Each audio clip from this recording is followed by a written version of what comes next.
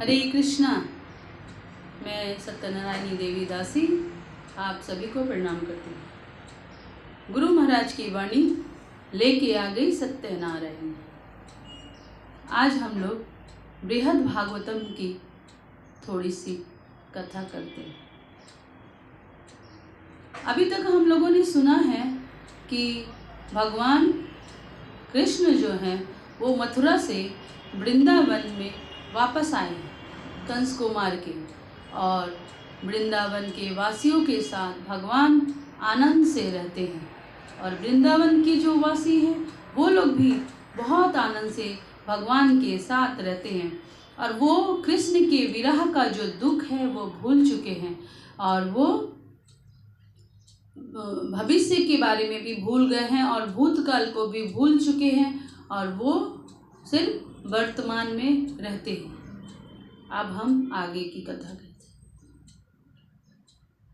अब अक्रूर जी फिर से वृंदावन में प्रवेश करते हैं। वे अपने रथ को लेकर के वृंदावन में जब प्रवेश करते हैं तो उस समय अक्रूर जी के मन का जो भाव है उसे सुनिए थोड़ा सा। अक्रूर जी उस समय सोचते हैं कि आज कितना मेरा भाग्य है कि मैं भगवान कृष्ण का दर्शन करूंगा। ये मेरे लिए इतना ही कठिन है जितना कठिन शूद्र व्यक्ति को वेद का उच्चारण करने की अनुमति मिलना। आज कंस को भी मैं धन्यवाद करूंगा कि उसने कृष्ण को लाने के लिए मुझे चुना है।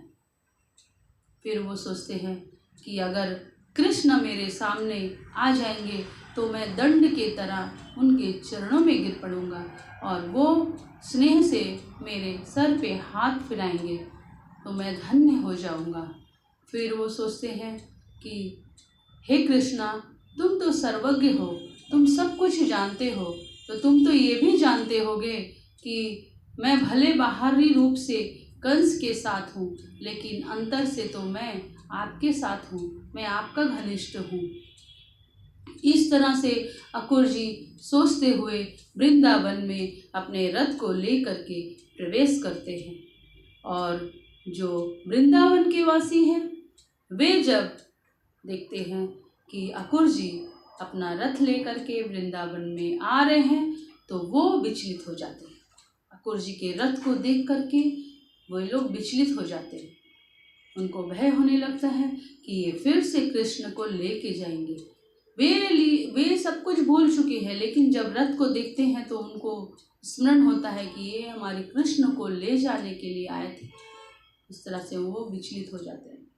अक्रूर जी आते हैं, नंद बाबा को, यशोदा मैया को समझाते हैं और कृष्ण को रथ में बिठा करके लेके जाते हैं। और जब कृष्ण रथ में बैठ के जाते हैं तो वृंदावन के जो वासी हैं वे दुख के समुद्र में डूब जाते हैं। वे क्रंदन करने लगते हैं और मूर्छित होने लगते हैं। तो ये जो इस ब्रह्मांड में जो भौम वृंदावन है, उस भौम वृंदावन में ये लीला हुई थी कि भगवान वो अक्रूर जी आते हैं, वो कृष्ण को लेके जाते हैं, कृष्ण कंस को मारते हैं और फिर वापस कुछ समय के बाद गोकुल में आते हैं, वृंदावन में आते हैं। और ये लीला बार बार हो रही है उस गोलोक धाम में, जो गोलोक धाम सबसे टॉप मोस्ट में है। उस गोलोक धाम में ये लीला बार बार हो रही है कि अक्रूर जी आ रहे हैं, कृष्ण को लेके जा रहे हैं, कंस को कृष्ण मारते हैं और वापस गोलोक धाम में आते हैं। मतलब ये लीला बार बार हो रही है। तो यहाँ पे श्री सनातन गोस्वामी जी कहते हैं कि ये सिद्धांत हमें सिर्फ यहीं पे मिलेगा। ये सिद्धांत और किसी ग्रंथ में हमें नहीं मिलेगा कि ये लीला जो है वो बार बार हो रही है। जैसे मथुरा गमन लीला, कालिया दमन लीला, मथुरा गमन, कालिया दमन, गोलोक गोवर्धन धारण लीला, ये सारी लीलाएं बार बार हो रही हैं। तो कहते हैं कि ये लीलाएं बार बार हो रही हैं, लेकिन भगवान हर बार जब लीला करते हैं तो उनके करने का स्टाइल चेंज रहता है, तरीका अलग अलग रहता है। इसलिए वृंदावन के वासियों को लगता है कि ये लीला अभी अभी हो रही है। वो पहली लीला से बिल्कुल अलग रहती है दूसरी लीला। जैसे कि कालिया दमन लीला में भगवान जब कालिया का दमन करने के लिए जाते हैं तो वे कभी उसके फंड के ऊपर नृत्य करते हैं, कभी वो उसके फंड के ऊपर घोड़े दौड़ाते हैं, कभी वे बहुत सारी गोपियों के साथ उसके ऊपर फन के ऊपर नृत्य करते हैं। इस तरह से जो वृंदावन के वासी हैं वे भगवान की लीला में डूबे रहते हैं और अपना भविष्य और भूत दोनों भूल करके वर्तमान में रहते हैं भगवान की लीला में। भगवान की जब लीला हो रही है तो दो चीज़ होती है, एक वियोग और एक योग। योग और वियोग होता है भगवान की लीला में, यानी मिलना और बिछड़ना। ये कैसे होता है? ये ऐसे होता है जैसे आप देखिए उदाहरण में कालिया दमन की लीला को ही लीजिए। वो कालिया दमन की लीला में जब भगवान यमुना के जल में प्रवेश करते हैं और वहाँ पे कालिया को देखते नहीं हैं तो वे क्या करते हैं, उसको बुलाने के लिए जल में गूंज पैदा करते हैं। वो तो कालिया को जब सुनाई देता है कि मेरे जल में कोई प्रवेश कर गया है तो वो क्रोध से ऊपर आता है और वहाँ पे देखता है, कालिया की नज़र से भगवान को देखिए, कालिया देखता है कि एक सुकोमल बालक जो सफ़ेद बादलों के रंग के जैसा है, वो बालक जिसके नेत्र कमल की पंखुड़ी के जैसे हैं, जो पीले रेशमी वस्त्र पहने हुए हैं, जिसके सर पे मोर मुकुट लगा हुआ है, वो मेरे जल में खेल रहा है। कालिया बोलता है, अच्छा मेरे जल में ये खेल रहा है। वो गुस्से से जाके कृष्ण को अपनी कुंडली में जकड़ लेता है और कृष्ण जो है वो मूर्छित हो जाते हैं। तो यहाँ पे जो ब्रजवासी रहते हैं, जो पशु पक्षी रहते हैं, सब भगवान को मूर्छित देख के वियोग में चले जाते हैं।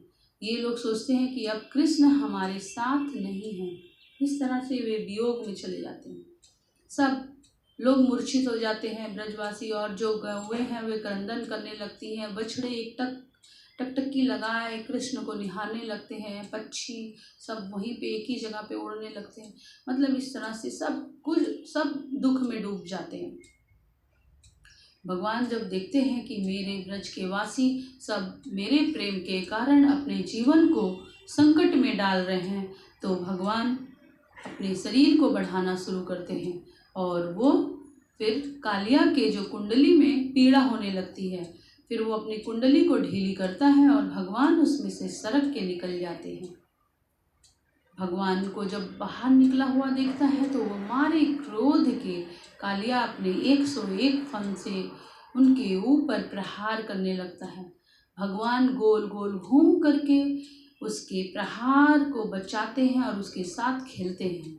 फिर भगवान मौका पा करके कालिया के फन के ऊपर चढ़ जाते हैं और अपने कोमल किंतु ब्रज जैसे कठोर प्रहार से उसको मृत्यु के द्वार तक पहुंचा देते हैं। फिर कालिया की जब पत्नियां भगवान से प्रार्थना करती हैं तो भगवान उनको छोड़ देते हैं कि यमुना छोड़ के चले जाओ।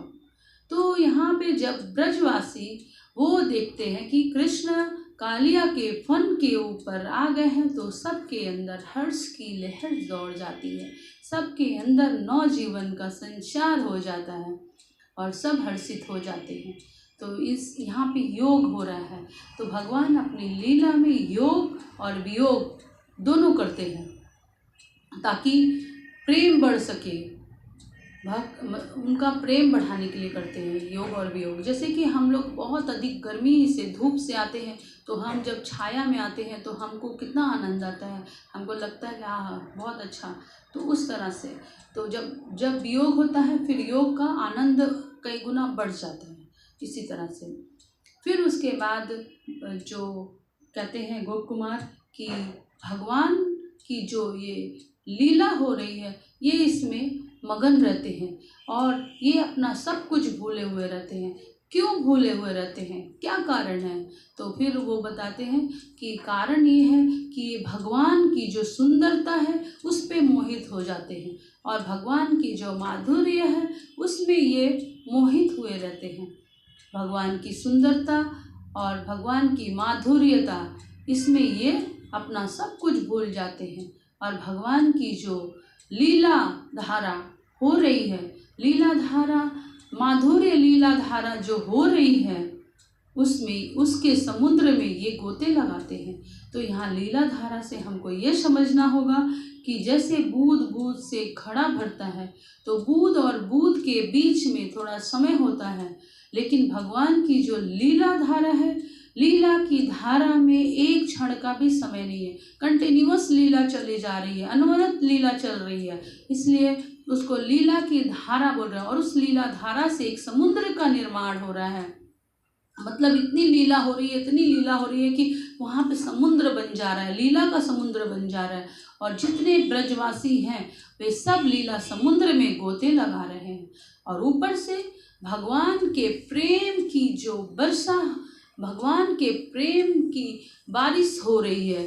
भगवान की जिस तरह से बादल बारिश करते हैं, भगवान अपने प्रेम की वर्षा उस तरह से सबके ऊपर बरसा रहे हैं।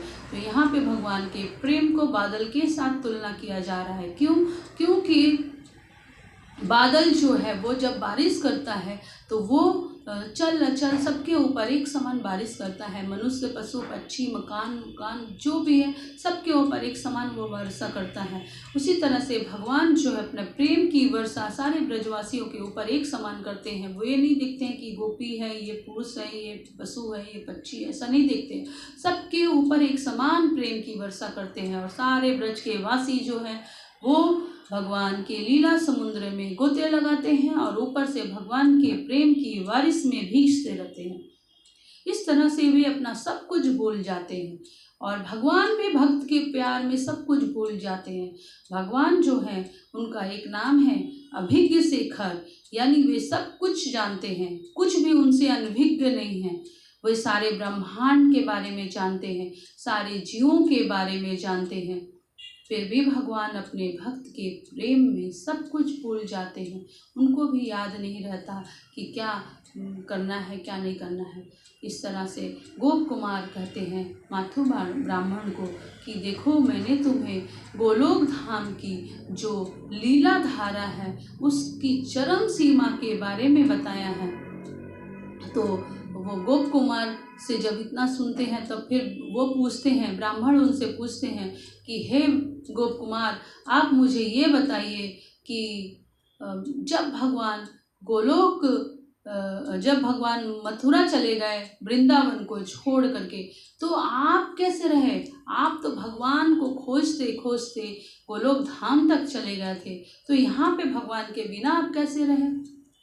तो गोप कुमार कहते हैं कि भगवान के सिर को, भगवान के आदेश को अपने सर पे धारण करके मैं नंद बाबा के साथ हम लोग वृंदावन में रहने लगे, क्योंकि भगवान का आदेश।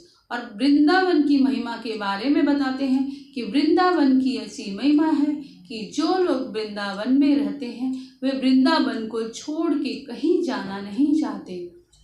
यहाँ तक कि जो कृष्ण के विरह का जो दुख है, वो दुख जितना संसार में, इस ब्रह्मांड में, इस दुनिया में जितना सुख है, सारे सुखों को मिला करके एक जगह कर दिया जाए तो वो सारे सुखों के सर के ऊपर वृंदावन के जो दुख है वो नृत्य करते हैं।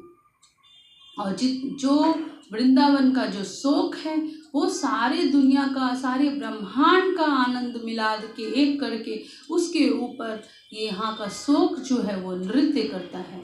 तो कोई सोच सकता है कि कोई दुखी में भी कैसे सुख हो सकता है। तो यहाँ पे एक भौतिक उदाहरण समझ सकते हैं।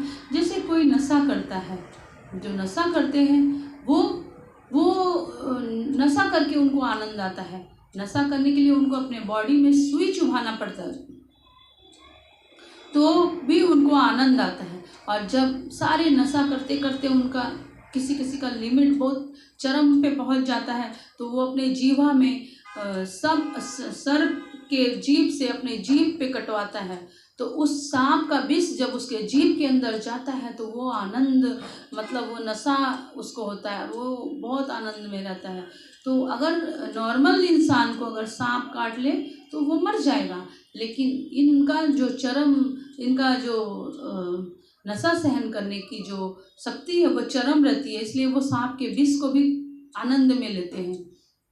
इसी तरह से वृंदावन के वासियों का प्रेम इतना चरम है, इतना चरम है कि उनका जो दुख है वो भी समस्त आनंद के ऊपर है।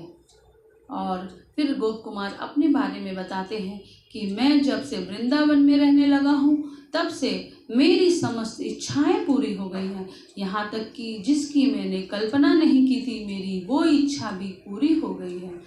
फिर गोप कुमार कहते हैं कि वृंदावन चिन्मय धाम है, यहाँ का सुख जो है वो आध्यात्मिक है, यहाँ का दुख भी जो है वो आध्यात्मिक है। और फिर वो थोड़े भावुक हो जाते हैं और भावुक होकर कहते हैं कि आज मैं जो ये वर्णन कर सकूं, मैं बहुत ही पतित हूँ, दीन हूँ, अधम हूँ, लेकिन भगवान कृष्ण की कृपा के कारण आज मैं इसका वर्णन करने में सामर्थ्य हो सका हूँ। ये सिर्फ और सिर्फ केवल कृष्ण की कृपा का ही फल है। हरे कृष्णा कहिए, सदा खुश रहिए।